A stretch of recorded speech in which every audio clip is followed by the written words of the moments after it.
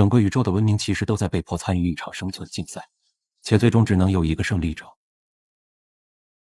而我们的文明就处在这场宇宙生存赛的第一梯队，因为我们的出生地是一个近乎完美的世界，这里的气候温暖湿润，没有任何自然灾害，构成这个世界的所有物质都可以食用，还无需加工就能直接当作工业级建筑材料，甚至还能当燃料。眼下我们面临的最大问题就是资源太多而人口太少，这样的完美开局几乎让我们提前预定了比赛的冠军。但也有个地方令我们感到困惑，在这个世界的边缘，有一堵高耸入云的墙，它是由某种特殊材料建筑而成，硬度远超已知的一切物质，且表面极度光滑。我们没有任何办法攀爬或是破坏它，更没法窥探它的内在结构。唯一能确定的是，墙壁绝非自然形成，可能是比我们更早进入比赛的文明建立的。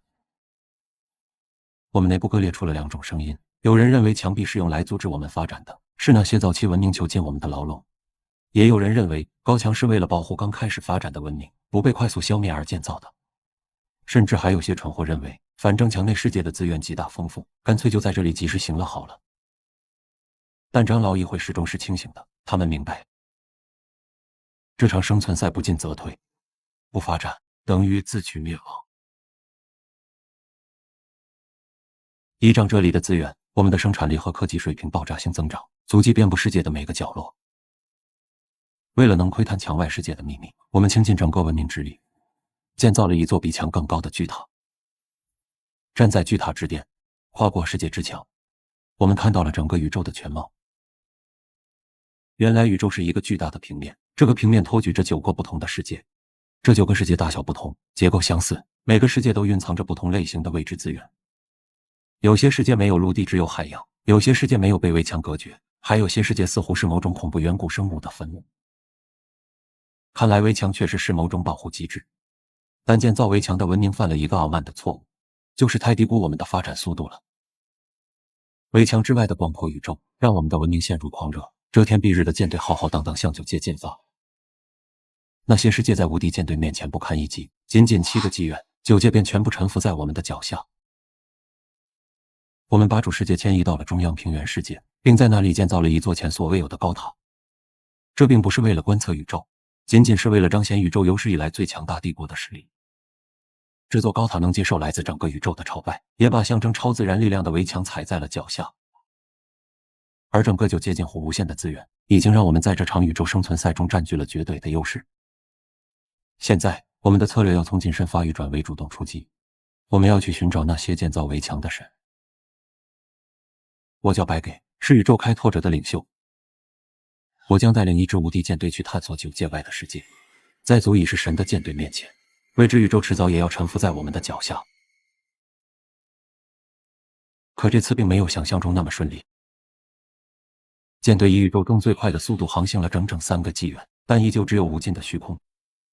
我们牺牲掉大部分舰船，将资源集中在一起，却仍然无法维持航行。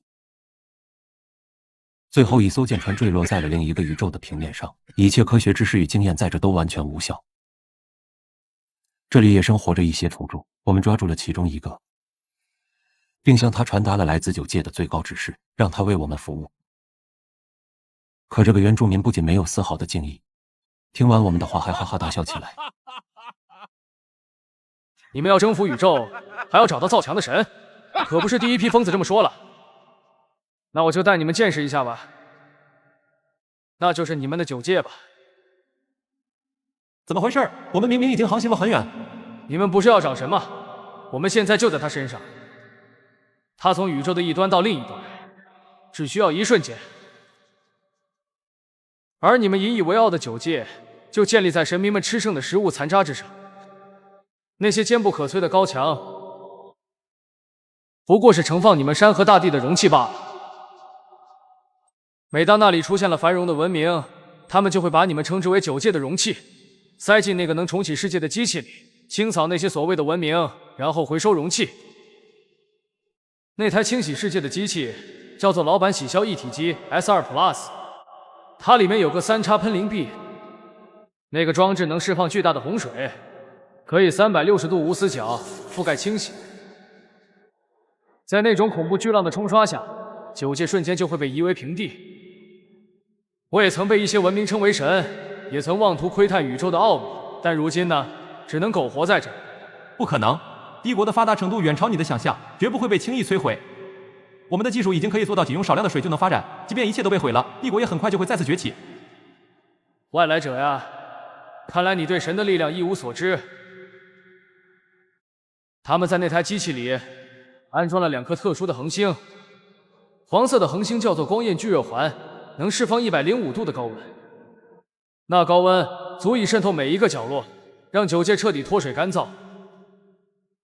紫色的恒星叫做 UVC 紫外灯管，它能全域辐照，没有任何生命能在那高温和紫外线的双日凌空下存活。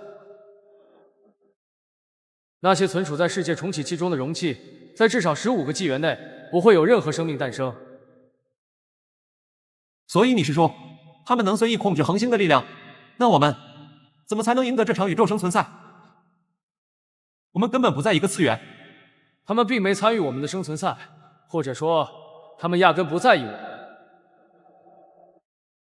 我在见识到他们的力量后，只学会了一件事：这个人类文明啊，弱小是宇宙中非常特殊的一个存在。我们发展速度远远超过常理，征服星辰大海只是时间问题。